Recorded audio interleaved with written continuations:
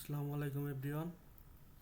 আজকে মূলত আপনাদের সামনে নিয়ে আসলাম হচ্ছে ফটোশপের একটি কাজ।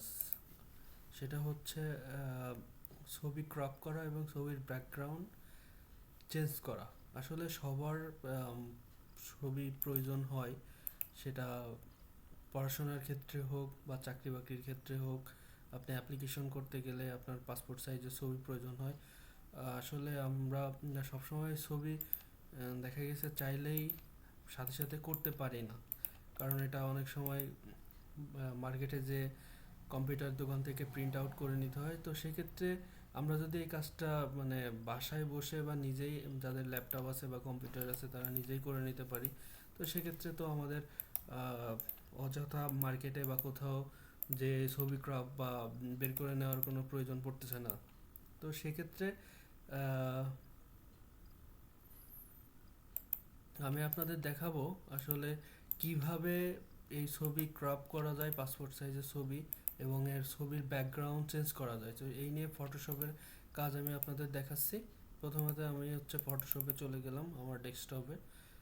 এই ফটোশপে যাওয়ার পরে হচ্ছে প্রধান কাজ যেটা, সেটা হচ্ছে আমি ছবিটা নিয়ে আসব।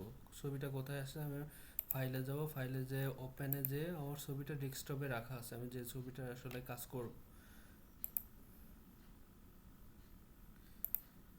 এই হচ্ছে আমার ছবিটা।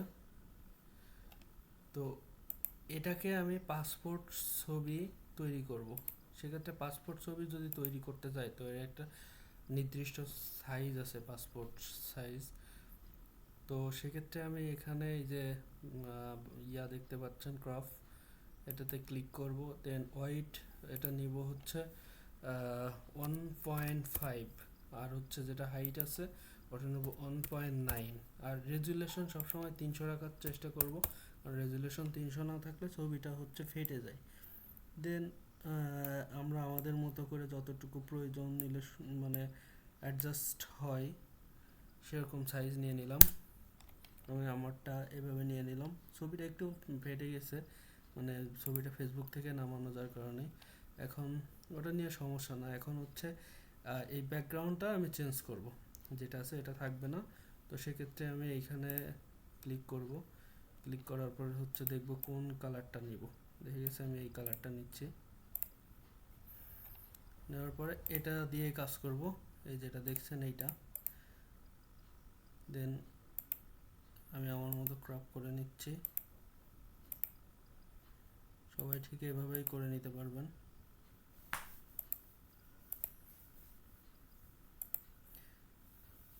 আমার মতো ক্লিয়ার বা সুন্দরভাবে করার চেষ্টা করতেছি না, কারণ সময়ের ব্যাপার।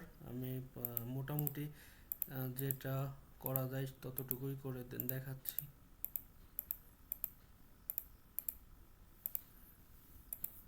আপনারা এটা নিজে নিজেই সুন্দরভাবে দেখে শুনে করতে পারবেন।